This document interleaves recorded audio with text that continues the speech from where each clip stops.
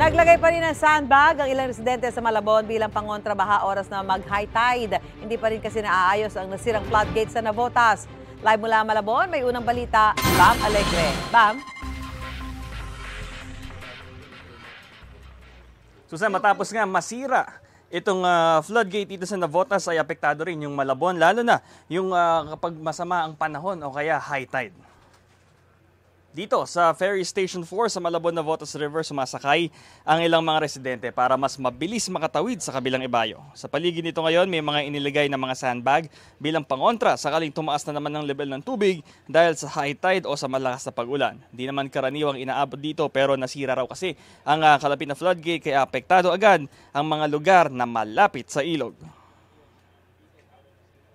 Mabilis kasi wala nang nakakapigil talaga. Tuloy-tuloy pag high tide, talagang dire-diretso ang tubig. So ganun kabilis. Itong buwan na ito talagang panahon ng high tide. May nilagay silang mga sandbag, kaya lang hindi kayang ang napipigil lang, basura. Ang tubig hindi kayang pigilin talaga. Susut at susut talaga yan.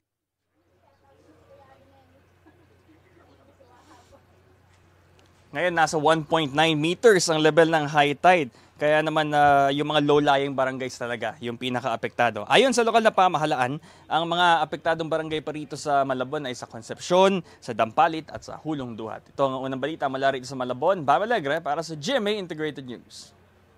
Mga kapuso, para una ka sa mga balita, mag-subscribe sa GMA Integrated News sa YouTube. Sa mga kapuso abroad, subaybayan niyo po kami sa GMA Pinoy TV at sa www.gmanews.tv.